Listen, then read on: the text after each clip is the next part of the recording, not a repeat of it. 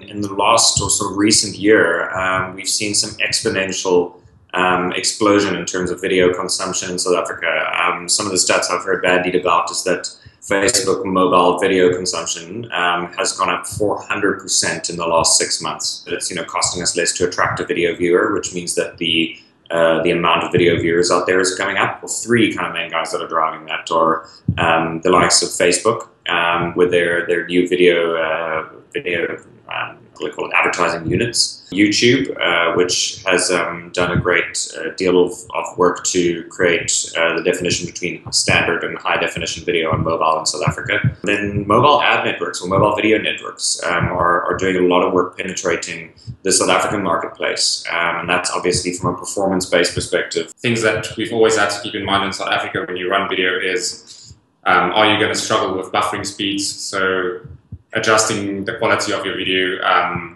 to load quicker. But there's smart technology coming out which compresses the video before it's downloaded and then decompresses it before you watch it. So it is really important to still have a high quality video on your mobile phone. One of the things that publishers are experimenting with at the moment is native in-feed video placements.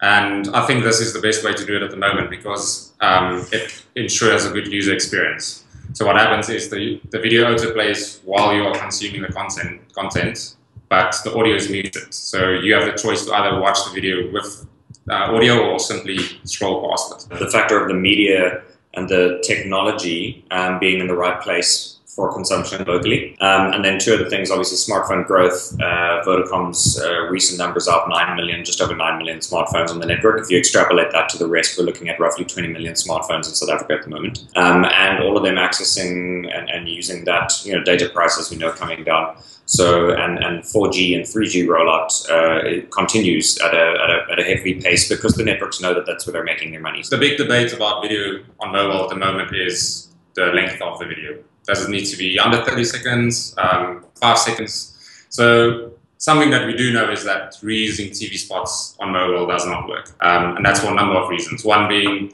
call to actions are way too small to read on your phone. It needs to be shot close frame to kind of make an impact on mobile. A really good example for me of short form videos is what Cole Jr. ran during the Super Bowl. And it's basically a 5-second video that is really gets your interest, and then post that, there's a whole bunch of videos that you can watch and you can interact with it through Instagram, Facebook, Twitter, and YouTube. While we are all saying short is better at the moment, I think this will change. I think there is a place for long-form content on mobile, and I'm saying this due to our connection speeds increasing and data costs coming down. As soon as users kind of form the habit of watching long-form video on mobiles, it will kind of open a door for brands to do the really good 15-minute long reach mobile content. Yeah. What we saw just quickly is on long-form content is actually more consumed at nighttime when users are in bed. So it's also about targeting that long-form content to a nighttime from a media perspective. From an advertising and ad agency perspective, we need to start, taking video content seriously and start using it within both, kind of lower LSM as well as moving that very much into the higher LSM. And we need to make sure that we work with the media owners to make sure that we create the right type of video content.